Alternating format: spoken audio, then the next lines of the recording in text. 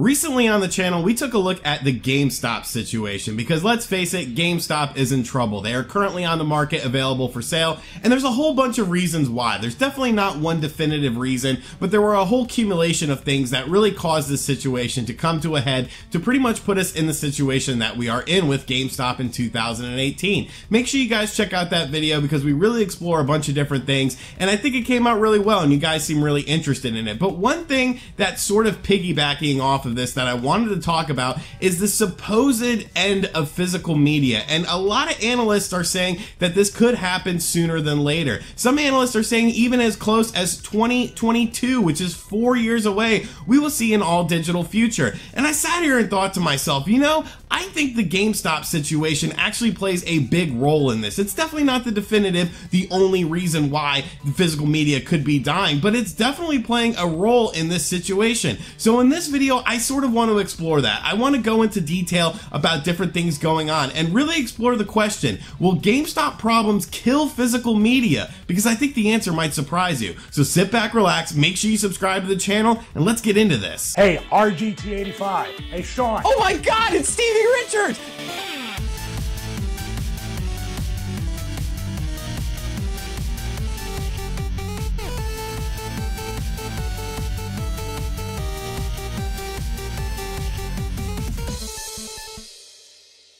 So like I said, many analysts are saying we are seeing a all digital future very soon. And I've pretty much been against this obviously as a collector, but I do see sort of the writing on the wall. I do understand that eventually we may come to one of these points. But just in 4 years, in 2022, that's just absolutely shocking to me. But when you look at the actual data, you could sort of see that maybe there's a reason behind this thinking. Now I'm going to be going over a lot of statistics and things like that, so I will put up some random gameplay so you're not just staring at my beautiful face the entire time. But in a recent report written by Michael J. Olson and Young Kim, they basically say that physical sales for video games drop about 10 points per year, and they feel that that's a catalyst for games going all digital in 2022. Sales from digital downloads of video games continue to rise about 25% per year. As of May 2018, players spent around $9.1 billion on digital game downloads. In comparison, they only spent $7.3 billion the previous year.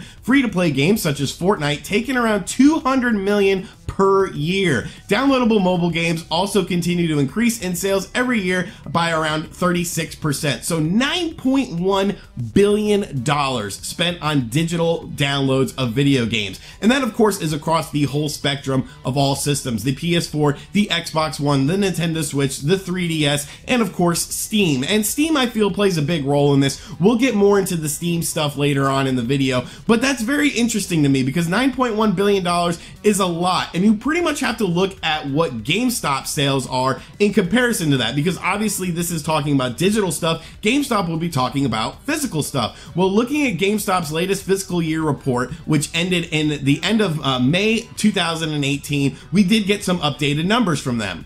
Total global sales decreased 5.5% to $1.93 billion, decreased 7.5% in constant currency, resulting in a consolidated comparable store sales decrease of 5.3%, 2.6% decrease in the US, and 11.6% decrease internationally. Consistent with the company's expectations, new hardware sales decreased 7.9%, while new software sales decreased 10.3%, with each of these categories being impacted by the highly successful launch of the Nintendo Switch in the first quarter of 2017. Software sales were further impacted by the strength of titles across platforms that launched in the prior fiscal year. Pre-owned sales declined 5.8%, and worldwide omnichannel sales decreased 46% due to limited allocation of Nintendo Switch at launch, which drove a 92.9% increase in omnichannel sales in the first quarter of fiscal 2017. So obviously GameStop is comparing, this report is comparing 2017 to 2018. And yes, there were a bunch of big games released in the early part of 2017. You had games like Breath of the Wild and of course Resident Evil 7. You had the launch of a new system, but I think the most interesting thing to note here is the total global sales of 1.93 billion versus the 9.1 billion of digital sales. And that is including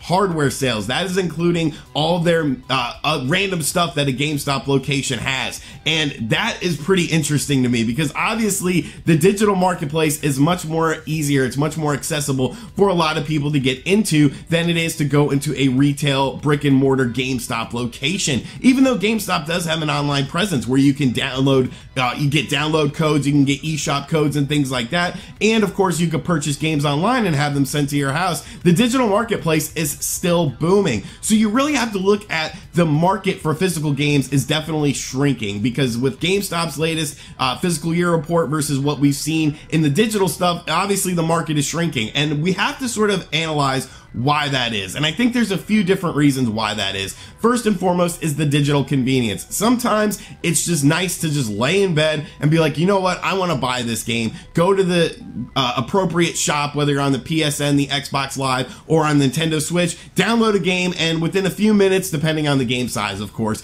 you can have the full game on your hardware. That's how I actually ended up with an extra copy of Crash Bandicoot Insane Trilogy on the Nintendo Switch that I am now giving away. Depending on when you're watching this video, that giveaway could still be going on. And July 8th, Sunday at 10 p.m. Eastern, I will announce a winner for a digital copy of this game. But pretty much, I ordered the game from Amazon. It did not arrive, and I just wanted the game. I wanted to play the game, so I bought it digitally. And then I ended up getting another digital copy of it. So a real cluster of a situation, but I do see the convenience of the digital age. Also, you have the whole full games are not on physical media. How many times do you buy a game and you have to install it and then you have to download a patch to get the full game, whether it's the PS4, the Xbox One, especially on the Nintendo Switch with a lot of these bigger games, you have to mandatory download something anyways. So is there really a point in getting the physical media? A game like Doom did it right on the Nintendo Switch. They had the single player on the cartridge, the multiplayer was available for download, but most companies don't do things like that. Most companies don't have a convenience thing like that, which I actually really like. And of course, storage prices are plummeting. You know, you can get these huge hard drives for your system, and they even come with bigger hard drives nowadays, and it's not that expensive anymore. It's almost cheaper to buy a massive hard drive and then store all these games on it than it is to buy the games physically, because a lot of these digital games get a lot of sales and things like that. There's flash sales, all sorts of crazy stuff. So you could store a bunch of games on your digital hard drive. And of course, physical games themselves. And what I mean by that is just the lack of quality when it comes to physical games. And I totally understand why it is, but I do want to sort of highlight this. So we're going to take a look at the Legend of Zelda Skyward Sword on the Nintendo Wii. And look at this stuff. It came with a soundtrack, it came with the game, which is in a case, but like, look at all this crap that it came with. It came with a symphony guide, it came with a full color manual, and all this awesome stuff. And it was just like, it was so cool to buy physical games because you got stuff like full color instruction booklets, you got stuff like sometimes comic books, additional accessories. But let's take a look at 3 recent games for the PS4, Xbox One, and Switch. All right, so, well, this game isn't really recent, but Ryse, Son of Rome on the Xbox. Wow. God of War. Wow. They actually put in an advertisement to buy the limited edition loot crate. Okay, you want me to spend more money. Yonder, which just recently released physically on the Nintendo Switch. Wow. Like, there's no manuals. There's no cool stuff in here. You literally get a disc or a cartridge and some artwork. And I really think that sort of decreases people's interest in physical media, because honestly, when you're not getting all these extra goodies, it's like, kind of, what's the point? To get a little cartridge that you might lose, to get a disc that you might break? And I love collecting physically, but you could definitely see a huge decline, especially within the last generation to this generation, as when it comes to physical media, because they're not putting extra goodies in there. There's no real incentive to go out and buy it. But there is a flip side to that, because there are some companies that do things a little bit differently, that actually make it so that you want to buy the physical copy. Let's talk about a company like Nicalis on the Nintendo Switch. They put a lot of extra stuff in their games when it comes to the physical copy of the game. The physical copy usually is a little bit more than you would buy it digitally, but they put things like pins, stickers, instruction booklets with full color manuals and things like that. They put in a lot of extra goodies when it comes to their physical media. And you have to wonder why that is. Why are they putting in time and effort when physical media as itself is supposedly dying? It ties back into the GameStop thing. It all ties back in. I know you guys are probably like, what the hell does this have to do with GameStop? Trust me, folks, you know I go on these long-winded rants, but I tie everything together. It definitely ties right back into GameStop, because what ends up happening when Nicalis releases a game physically, Tiny Barbarian, Cave Story, things like that, what they get is shelf presence at GameStop. So when little Johnny goes into GameStop and he's looking for a game for his Nintendo Switch, and he sees Super Mario Odyssey, but right next to it is Tiny Barbarian DX, and his mom looks and that game's only $30, it's kind of like, oh, well, what's this game? You know, store presence and shelf presence is still very important, especially with smaller games like Nicalis games, these AA games, or even indie games as a whole, because what ends up happening is these indie games get so saturated, oversaturated on things like Steam, PSN, Xbox Live, and even the Nintendo Switch eShop. Like 47 games just released for Steam by the time you started watching this video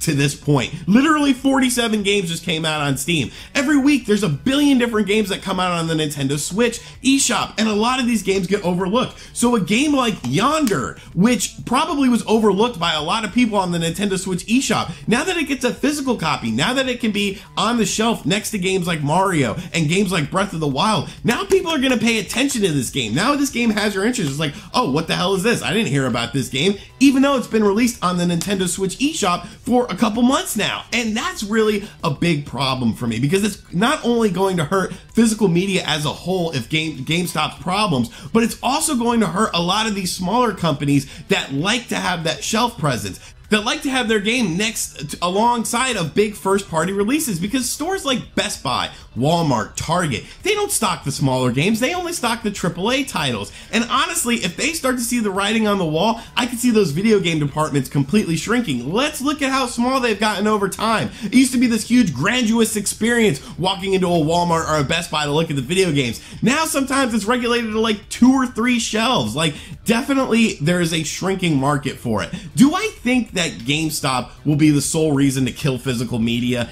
No, I don't. But I definitely think they'll play a big part. If GameStop for some reason goes under or gets bought out and rebranded or significantly shrinks, because honestly they probably will. There are over 7,000 GameStop locations in North America, or in the United States alone, and they're constantly buying up people. Like I said, we talked about that in another video. Make sure you guys check that out. But there's definitely going to have to be some changes to GameStop. There's definitely going to have to be some big changes. If they just want to keep the business model as it is, they definitely have to do changes. And I feel like the main change will be closing of some stores. But right then and there, that will have a significant impact. But the fact that GameStop could potentially completely go away, they could be bought out by another company and completely liquidated, and the company just takes the assets, liquidates the assets, uses it as a tax write-off, and then moves about their life, I think that would really hurt physical gaming as a whole. A decline in GameStop would definitely speed up the process, though. And when you have companies like Sony and Microsoft, you know, who are producing their new systems probably within the next few years, you have to sort of wonder, are they going to supersede a physical media on this device that they're coming out with? They tried that with the Xbox One and people were very against it, but I think people's mindsets on digital games have really changed. I mean, I've actually lessened my stance on digital games to where I don't mind buying them as much anymore. And it's kind of weird for me to say that, but I definitely see a lot of people with this shift in mentality. And honestly, it's kind of scary, because you just have to look back to the Xbox 360. 2 games that I really enjoyed on the platform, The Simpsons Arcade and Turtles in Time, which you cannot play those games anymore. You cannot download those games. Those were digital only games. The licenses expired, and now those games are gone forever. So what's gonna happen when other licenses expire for digital games? Will we remove these games? It's crazy to think about, but it's definitely something that we need to address. And maybe in a different video we'll talk about that. So I don't think GameStop's problems will be the only thing that kills physical media, but it'll definitely help speed it up, especially considering the fact that they are the biggest video game distributor in the world right now, with over 7,000 stores in the United States alone. Like I said, it is the easiest way to get your video games. When you think of video games, you probably think of GameStop. So this would definitely cause a huge tsunami wave of this all digital future and help speed it up. And it, honestly, like I said, it's a pretty scary thing to think about, but it's definitely something that needs to be addressed. So let me know in the comment section down below, what sort of impact do you think GameStop's problems will have on physical gaming and the future of gaming? Because honestly, it's definitely something that people need to start thinking about and people need to start talking about, because it could be absolutely catastrophic for the video gaming industry. And thank you for checking out this video. If you guys enjoyed it, be sure to hit that like button. Make sure you subscribe to the channel. Leave me your thoughts in the comment section down below. Check out the description box. We got all sorts of fun stuff going on there, and I will catch you guys on the next video. Later.